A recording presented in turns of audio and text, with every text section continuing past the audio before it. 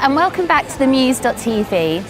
So we all know girls can't live without their handbags. So this week we're going to be delving into the world of accessories. We're going to be talking to our stylist Rachel, finding out what the trends are this season, and talking to 2 jewellery designers. And we're also going to be going out on the street and talking to you, seeing what you think. So let's go. So I'm just outside Tatty Devine, which is an independent handmade jewellery boutique. I'm really excited today because I'm going to meet 2 of the designers and I'm going to find out their thoughts on jewellery and how it fits into the whole fashion industry. Right, let's go meet them. So I'm here with Harriet and Rosie. Hi guys. Hello. I was just wondering, can you tell me how you guys set up and everything? Well, we met in 96 at Art College, Okay. and we left Chelsea when we were studying painting. Harriet found loads of leather in a skip that had been sort of thrown out from a furnishing shop. And she just started making them into wristbands. So we were wearing them and people would be like, wow, it's amazing. Because there was nothing else like it around.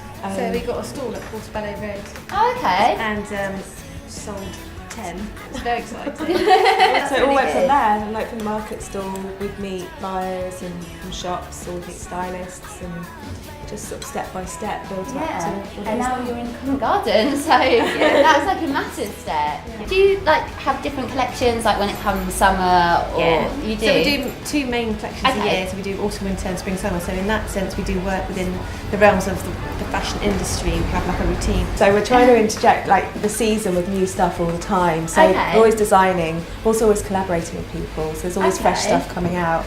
And if we because we tend not to go with the trends, we don't follow the trend forecasts. But Sometimes it's totally on trend, and sometimes it's really spooky when that happens. And like there was a whole swath of our spring summer collection that was just in every scene of the Gaga video. It was just like watching it all. It was almost like it had just been animated. You know, it's really strange when things happen like that. Yeah, no, definitely. But then other times it's just you just really fancy making a banana necklace or whatever. it is. So, like the trends for this season, do you think any of your jewellery will fit in? this season, it's the collection's a little bit more offbeat in a way, which we quite like, because Yeah. there's a lot of colour about, a lot of 70s references. But then in the collection, there's quite a lot of 70s references, so it's a bit more of a subtle, if you can call it that, interpretation. But as we said earlier, you know, we don't ever like follow the trend forecasting, so Yeah. it's never specific.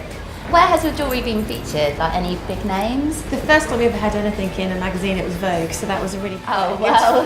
Sunday Time Style's always a really great magazine. Yeah, that's Always my favourite, I features. think. Grazia's featured a lot. ID. Days Confused. So all the big names, really. Yeah.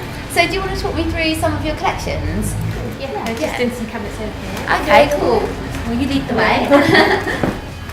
So we kind of got quite obsessed by Cleopatra, Elizabeth Taylor. But yeah, we got quite inspired by sort of the hummingbirds, a lot of the headpieces that she wore.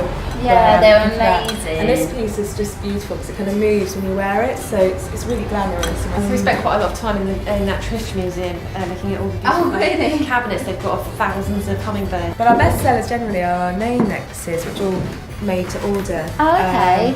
Which people love because you can basically have any colour, any name. Is it all handmade? Most of it's handmade in London, but we've got a studio in Kent as well, so it's all made Okay. in Britain. So what have you guys got planned for the future?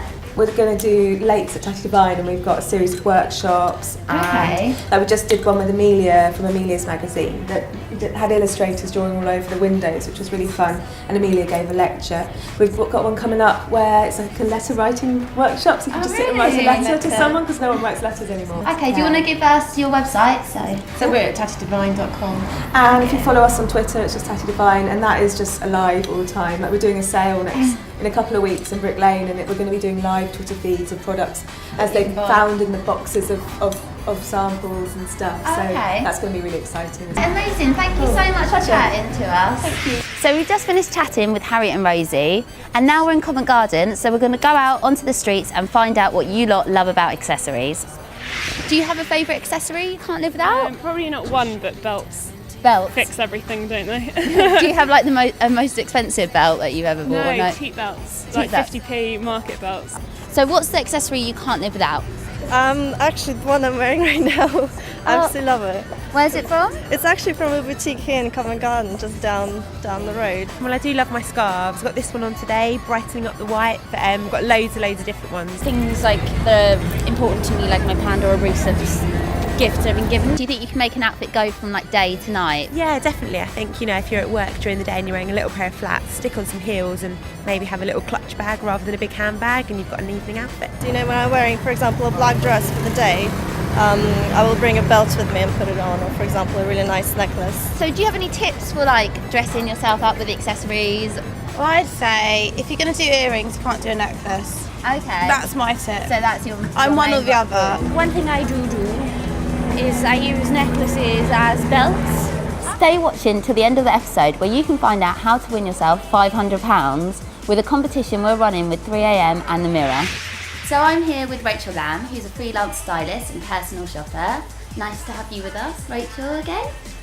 Hi. So how important are accessories to fashion? Hugely important. It doesn't matter what shape, what age, what size you are.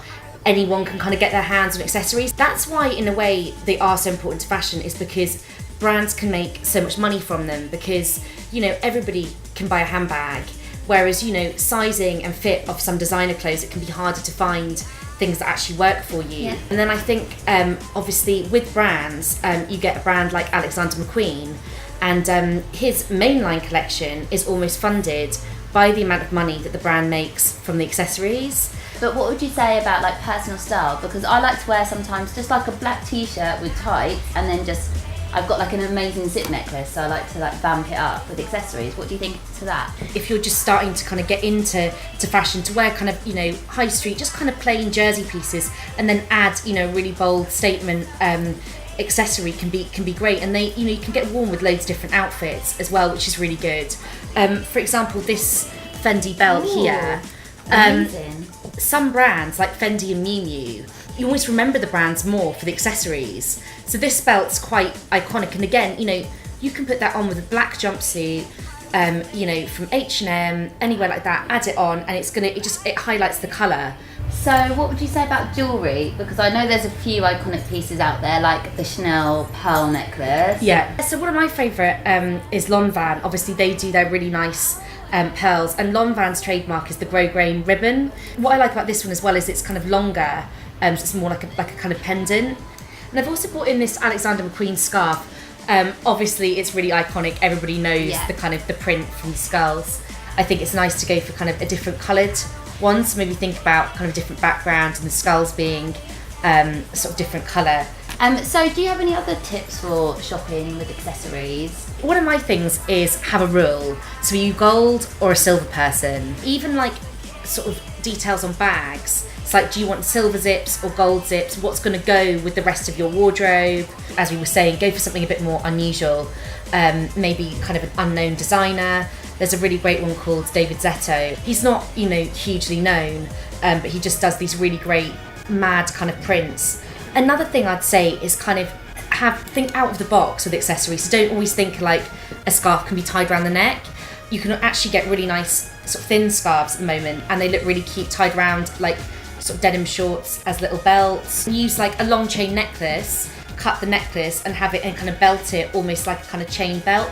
There's different kind of things that you can do, so I think have an open mind and kind of experiment with them as well. But also what I wanted to know is, what are these season's trends? There's a couple of really, really obvious trends for accessories. There's the raw edges. So when we say raw edges, we mean kind of all your tasseling, your fringing, very kind of rustic, almost the snake skin's really in at the moment as well. So it's that kind of unfinished, broken up kind of effect on the bags. Jewelry at the moment, again, it's that very boho, the kind of long chains, lots of kind of mix and match. There's a lot of kind of almost rosary bead inspired kind of pieces. So you've got your kind of almost your cross and your kind of hippie symbols. Well, that's been great, Rachel. I've learned loads about accessories and what I should be looking for in the shops. Definitely going to keep an eye out for tassels. So I'm back with Alice, and finally Annie is back from America. Hello. Yay! Have you missed me at all? Painfully. Oh good, so you're ill with grief. Let's not talk about how I'm ill. I really think, please not say that on camera. She's not. Would you say snot is an accessory? No. Talk about handkerchiefs. I've got a silk one in my bag. Oh, That's an really? accessory, kind of. Oh. It's like wave it somewhere. So last week, we asked viewers of the Muse TV to tell us if money was no object, what accessory they would buy. So we've had quite a few entrants to the competition. Thanks ever so much, guys. We've got Madeline Smith. She says she would like black pumps from the Christian Louboutin private collection, size 6, quite specific here. Maybe she thinks we have some. Yeah, well, if we did, I'd get my big boat feet in them. Alice, would you like to read out another entrant? I will. This one is from Harriet Moss. She says definitely a Mulberry Bayswater bag. Mulberry's been mentioned a lot in our competition. Goes with any outfit and any style or look, but doesn't really have a student-friendly price tag. Would love it in a tan colour to make the most of it throughout any season and make the price worthwhile. Love it. That's the thing, I think, making the price worthwhile. Yeah, definitely. Yeah. I'd like a Mulberry bag. I'd like a black one, so not the Bayswater one, just a small one. Yeah. If anyone out there, even if Mulberry, do you want to sponsor us? I'm happy with that. I don't know if We can all Annie get is free ready to stop her shopping list, while Charlie might want to read the... Yeah, I think Mulberry the winner. bag. Yes, I would. It actually fits in quite well with my shopping list. Because Harriet Killen said she would like a Chanel 2.55, a classic, timeless and chic bag. Plus it was made in February like her. So well done, Harriet Killen. You've won a Shumera goodie bag.